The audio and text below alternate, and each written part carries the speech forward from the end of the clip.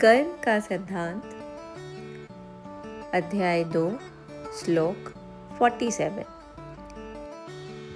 अर्थ: तुम्हारा अधिकार केवल कर्म करने पर है, उसके फलों पर कभी नहीं। इसीलिए तुम फल की इच्छा से कर्म मत करो और कर्म ना करने में भी तुम्हारी आसक्ति ना हो।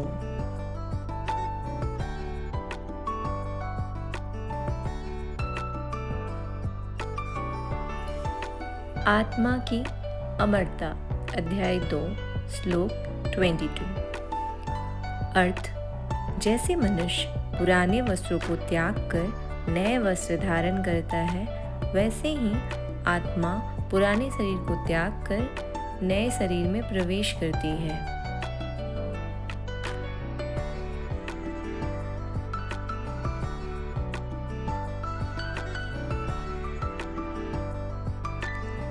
ईश्वर का अवतार, अध्याय 4, श्लोक 7। अर्थ: हे भारत, जब जब धर्म की हानि होती है और अधर्म की वृद्धि होती है, तब तब मैं धर्म के उत्थान के लिए स्वयं की रचना करता हूँ, अवतार लेता हूँ।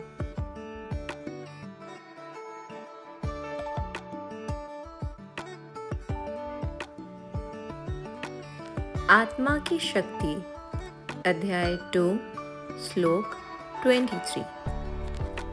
अर्थ: इस आत्मा को शस्त्र काट नहीं सकते, अग्नि जला नहीं सकती, जल इसे गीला नहीं कर सकता और वायु इसे सुखा नहीं सकता है।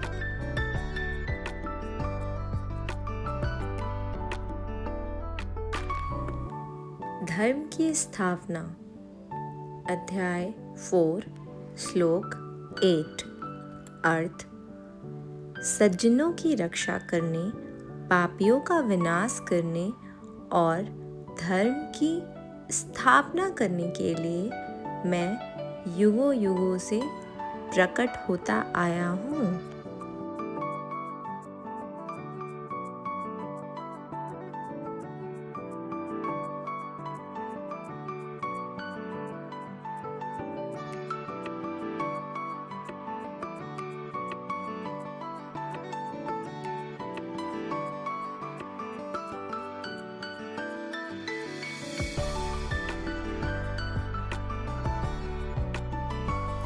श्रद्धा और ज्ञान, अध्याय 4, श्लोक 39। श्रद्धा रखने वाला मनुष्य जिसने अपनी इंद्रियों पर नियंत्रण पा लिया है, वह ज्ञान प्राप्त करता है। ज्ञान प्राप्त करने के बाद उसे तत्काल परम शांति मिल जाती है।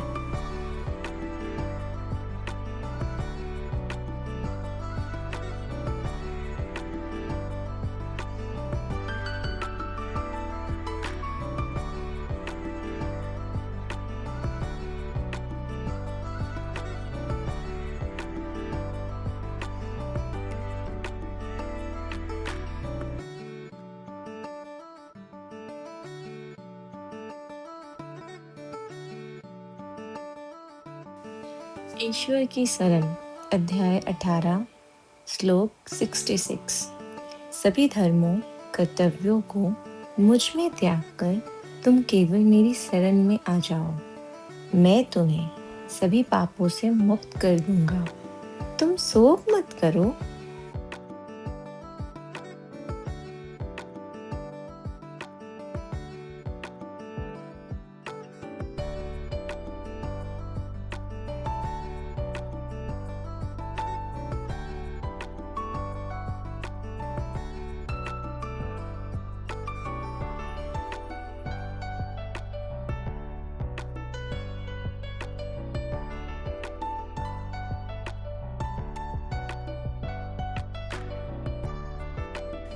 शांति का मार्ग, अध्याय 2, श्लोक 70।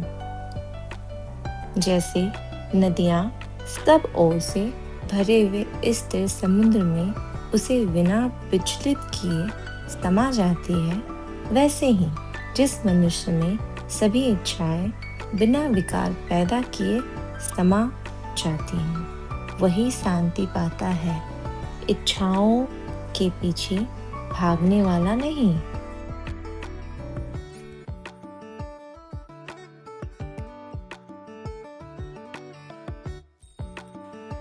शुद्ध ज्ञान अध्याय 4 श्लोक 38।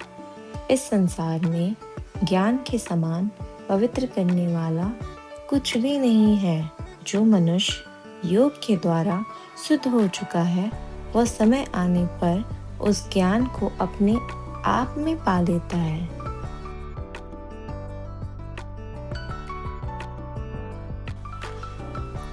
आत्मा की अमरता अध्याय 2 श्लोक 20। आत्मा न कभी जन्म लेती है और न कभी मरती है। यह जन्म रहित, नित्य, शाश्वत और पुरातन है। शरीर के मारे जाने पर भी यह नहीं मरती है।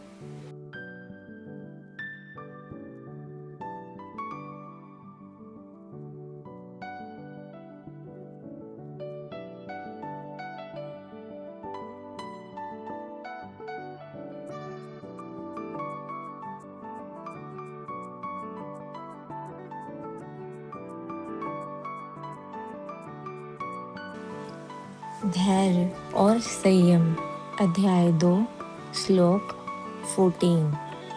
हे कुंती पुत्र, इंद्रियों और विषयों का मेल तो सर्दी, गर्मी और सुख दुख देने वाला है। ये आने जाने वाले और अनित्य, अस्थायी हैं। इसीलिए हे भारत, तुम उन्हें सहन करना सीखो।